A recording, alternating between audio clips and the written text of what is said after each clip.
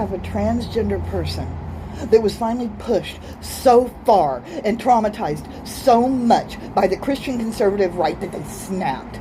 They did the unthinkable, the unfathomable, and they murdered children. And now that very group of Christian right conservatives will use that transgender person as a poster for why transgender people are evil and need to be eliminated, even though they created the environment that allowed that monster to develop. They are equally responsible. And this is the methodology this entire country has been built on since the beginning. We did it to the indigenous. They were labeled as savages because they wanted to protect their way of life, their land, their lives.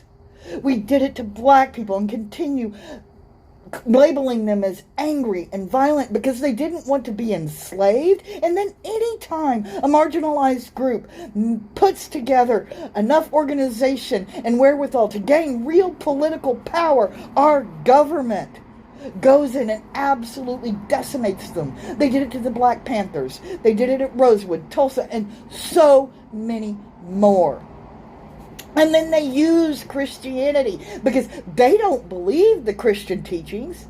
They use Christianity to justify their hate and get all of us to buy into it. And it allows them to continue making the monsters that they need to feed us fear and keep us from going after the root cause of all of these monsters, and that is whiteness and white supremacy.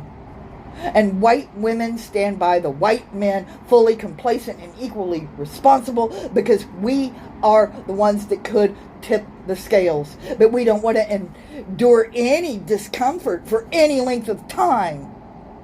So we stand by, we wring our hands and say we feel so bad for people, and thoughts and prayers to the families that lost their children.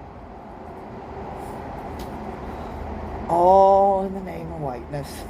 Anyway, I'm just done. I'm sorry I yelled.